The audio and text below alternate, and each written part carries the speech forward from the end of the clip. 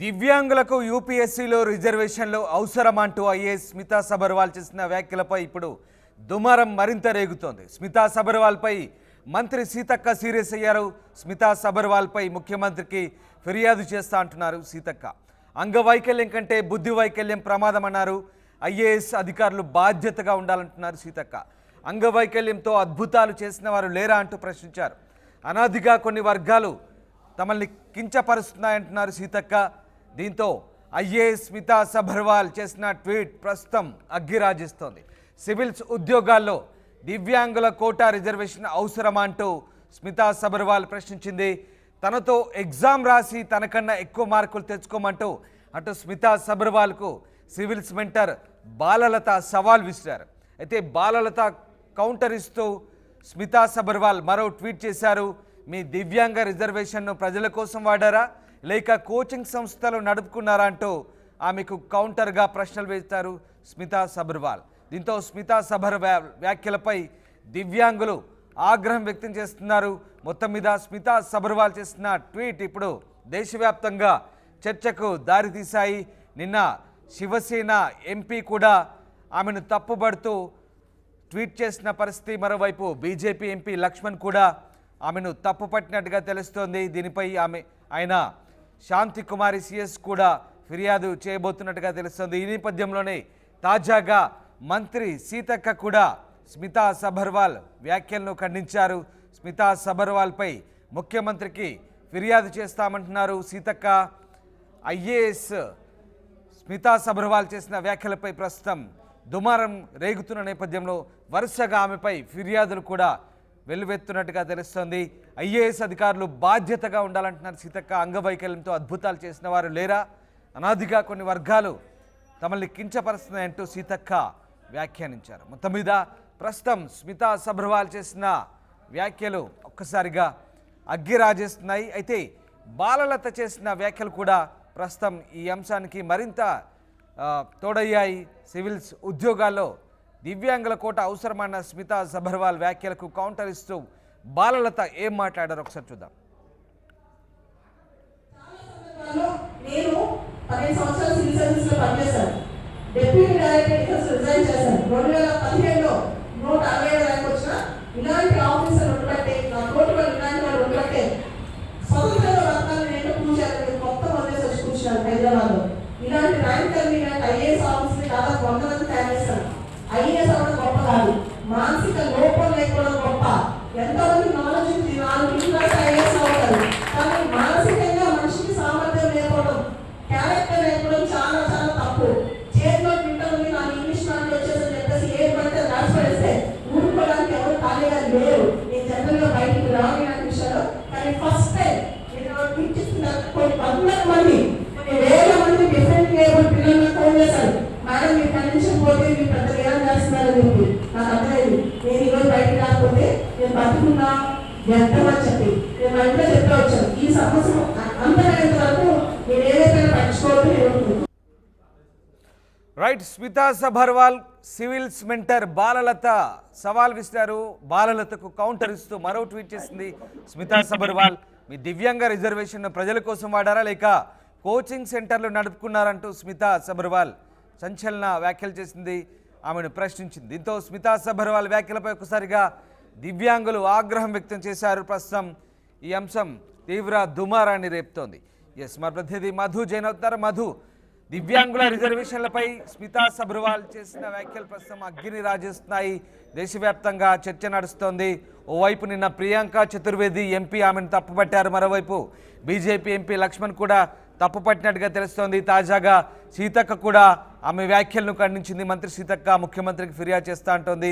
మరోవైపు బాలలత చేసిన వ్యాఖ్యలకు స్మితా సబర్వాల్ కూడా కౌంటర్గా ఆమె కోచింగ్ సెంటర్ నడపడానికి మీ సివిల్స్ యూపీఎస్సీ అధికారాన్ని వాడుతున్నారంటూ ఆమె కూడా ప్రశ్నించిన పరిస్థితి. ఈ నేపథ్యంలో ప్రస్తుతం స్మితా సబర్వాల్ వ్యాఖ్యలపై ఎట్లాంటి చర్చ జరుగుతోంది? ఆమె వ్యాఖ్యలకు సంబంధించి ప్రస్తుతం నిప్పు రాజేసుకుంటున్న ఈ సందర్భంలో ఎట్లాంటి చర్చ సాగుతోంది పొలిటికల్గా? ఎగ్జాక్ట్లీ, నిజంగానే మా మంత్రి సీతక్క చిట్ చాట్ చేశారు. ఈరోజు అసెంబ్లీకి సంబంధించిన సిఎల్పిసి అక్కడ జరిగినటువంటి హాల్లో మీడియాతో స్మితా సబర్వాల్ వ్యాఖ్యలు చాలా ఆక్షేపంగా ఉన్నాయంటూ ఆమె స్టార్ట్ చేశారు. కొంతకాలం నుంచి ఇలా కొన్ని వర్గాలు ఈ అణగారిన వర్గాలను కావచ్చు, తర్వాత ఈ అంగవైకల్యం ఉన్న వారిని కించపరుస్తూనే ఉన్నారు అనేటువంటిది ఆమె చెప్తూనే, అంగవైకల్యంతో అద్భుతాలు చేసినటువంటి వారు చాలా మంది ఉన్నారు ప్రపంచంలో. అనేక వేదికల ద్వారా వారి ప్రతిభను కనబరుస్తా ఉన్నారు. సో వారిని దృష్టిలో పెట్టుకొని ఈమె చేసినటువంటి వ్యాఖ్యలు ఆక్షేపణీయం అంటూ ఆమె మాట్లాడడం జరిగింది. అయితే అంగవైకల్యంతో అద్భుతాలు చేస్తున్నటువంటి వారి కంటే ఇలా అలాంటి వారి పైన వ్యాఖ్యలు చేస్తున్నటువంటి వారి మనోవైకల్యంతో, బుద్ధి వైకల్యంతో వాళ్ళు ఇలాంటి స్టేట్మెంట్ చేస్తున్నారు అనుకోవాలనేటువంటిది ఆమె స్టేట్మెంట్ చేశారు. ముఖ్యమంత్రికి కంప్లైంట్ చేస్తున్నారు. ఆల్రెడీ ఈ విషయం ముఖ్యమంత్రి దృష్టికి వెళ్లి ఉండొచ్చు, కానీ నేను మళ్ళీ ఒకసారి ముఖ్యమంత్రి దృష్టి కూడా తీసుకెళ్తానంటూ సీతక్క స్టేట్మెంట్ చేశారు.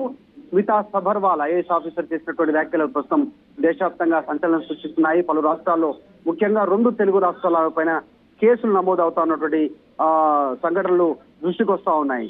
అయితే బాలలత ఎవరైతే ఉన్నారో ఐఏఎస్ సంబంధించినటువంటి మెంటర్, ఆమె చేసినటువంటి వ్యాఖ్యలకు కూడా స్మితా సబర్వాల్ ట్వీట్ ద్వారా రిప్లై ఇచ్చే ప్రయత్నం చేశారు. ఆమె నాతో పోటీ పడగలదా స్మితా సబర్వాల్ ఐఏఎస్ సంబంధించినటువంటి ఎగ్జామ్స్ లో ఆమె చేసిన కామెంట్ కి ఈమె స్మితా సబర్వాల్ కౌంటర్ ఇస్తూ, ఆమె చేసినటువంటి ఛాలెంజ్ నేను స్వీకరిస్తాను, కానీ యూపీఎస్సీ యూపీఎస్సీకి సంబంధించినటువంటి పరీక్షల నిబంధనలు ఒప్పుకోవు దీనికి అనేటువంటి ఒక స్టేట్మెంట్ గురించి చేశారు. అయినా మీకు రిజర్వేషన్ కి సంబంధించినటువంటి అంశంతో వచ్చినటువంటి అలాంటి పొజిషన్ ని పేద ప్రజల కోసము, దివ్యాంగుల కోసం ఉపయోగిస్తే మంచిగుంటుందనేటువంటి కౌంటర్ ఇచ్చారు స్మితా సబర్వాల్.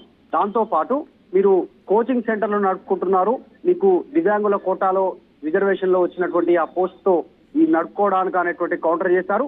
ఇక్కడితోటే ఆగలేదు. ప్రస్తుతం స్మితా సబర్వాల్ ఆమె చాలా ఘాటుగా స్పందిస్తూనే ఆమె అన్నటువంటి మాటలను సమర్థించుకుంటున్నారు.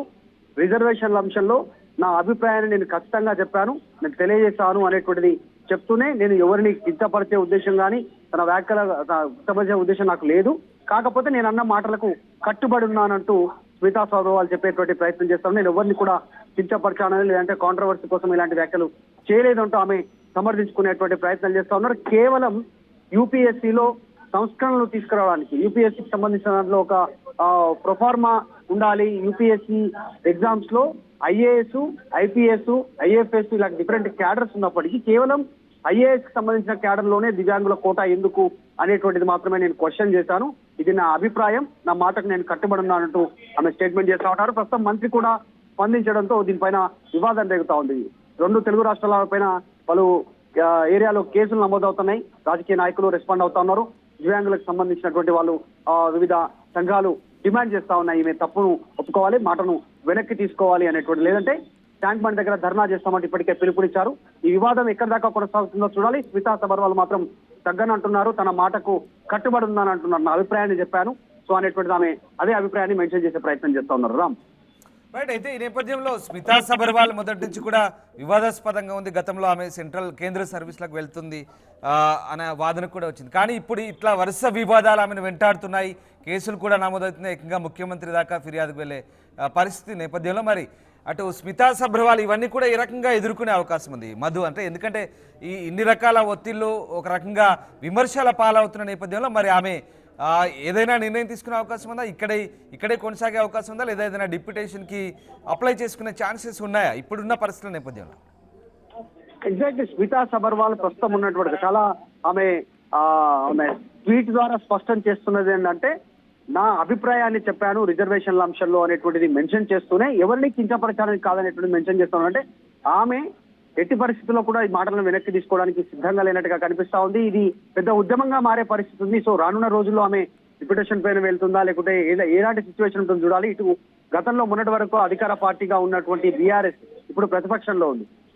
ఇప్పుడు ప్రతిపక్షంలో ఉన్నటువంటి నాయకులు కూడా ఆమె మాటలని సమర్థించడానికి సిద్ధంగా లేదు. ఇప్పటికే హరీష్ రావు మాజీ మంత్రి ఖండించారు ఆమె మాటలను సమర్థించట్లేదంటూ స్టేట్మెంట్ చేశారు. తర్వాత ఇటు బీజేపీ నుంచి విమర్శలు వస్తా ఉన్నాయి, ఇటు కాంగ్రెస్ నుంచి అయితే డైరెక్ట్ గా మంత్రులు, తర్వాత ఎమ్మెల్యేలు, పెద్ద సంబంధించినటువంటి నాయకులు రెస్పాండ్ అవుతున్నారు. దేశవ్యాప్తంగా దీనికి సంబంధించి ఉద్యమం ప్రారంభమయ్యే అవకాశం ఉంది. దివ్యాంగులకు సంబంధించి జాతీయ సంబంధించినటువంటి ఈ యూనియన్ ఏదైతే ఉందో వాళ్ళంతా డిమాండ్ చేస్తా ఉన్నారు ఆమె మాటలను వెనక్కి తీసుకోవాలని. స్మితా మాత్రం వెనక్కి తగ్గనంటున్నారు. చూడాలి స్మితా సబర్వాల్ రానున్న రోజుల్లో దీనిపైన ఇంకా ఎలాంటి క్లారిటీ ఇచ్చే అవకాశం ఉంది. ప్రస్తుతానికి మాత్రం ఆమె నేను అన్న మాటకు కట్టుబడున్నానంటూ చేసినటువంటి వ్యాఖ్యలు ప్రస్తుతం కలకలం రేపుతా ఉన్నాయి. ప్రస్తుతం దీనిపైన వివాదం కొనసాగుతోంది. రాష్ట్ర ప్రభుత్వానికి ముఖ్యమంత్రికి రాష్ట్ర ప్రభుత్వం తరఫు నుంచి మంత్రులే కంప్లైంట్ చేస్తానడం వివాదం ఎక్కడికి దారితీస్తుంది అనేటువంటి చర్చ పొలిటికల్ సర్కిల్లో కొనసాగుతా ఉంది. ఆమెతో ఉన్నటువంటి ఐఏఎస్ సంబంధించినటువంటి సహచరులు కూడా ఈమె మాట్లాడినటువంటి మాటల పైన రెస్పాండ్ అవ్వడానికి కానీ స్పందించడానికి కానీ ఎక్కడ కూడా వాళ్ళు ముందుకు రావట్లేదు, సైలెంట్ గా ఉన్నారు. ఇది అనవసరమైనటువంటి రాద్ధాంతం దీన్ని చేస్తా ఉన్నారు అనేటువంటిది వాళ్ళు కూడా సైలెంట్ గా మిన్నకుండిపోవడంతో ఏం జరుగుతుందో అనేటువంటి చర్చ కొనసాగుతోంది. రైట్ మధు, నేను అదే అడగబోతున్నాను. అంటే ఐఏఎస్ల సంఘం ఉంటుంది, ఐఏఎస్లకు సంబంధించి ఏ అంశం వచ్చినా కూడా వాళ్ళు వెంటనే స్పందిస్తారు ఒక ఐఏఎస్ సంబంధించిన ఏదైనా ఇష్యూ వస్తే కనుక. మరి ఈ ఇష్యూకి సంబంధించి తోటి ఐఏఎస్లు కావచ్చు, మీరు చెప్తున్నట్టుగా ఐఏఎస్ల సంఘం ఒకటి ఉంది. సో వాళ్ళు ఏమైనా రియాక్ట్ అయ్యే ఛాన్సెస్ ఉన్నాయి? ఎందుకంటే వరుసగా అటు Maharashtra MP, Shiv Sena UBT MP Priyanka Chaturvedi కూడా ఆమె ఖండించింది, ఇప్పుడు లక్ష్మణ్ కూడా ఖండించినట్టు తెలుస్తోంది. ఏకంగా ముఖ్యమంత్రికి ఫిర్యాదు చేస్తా అంటున్నారు.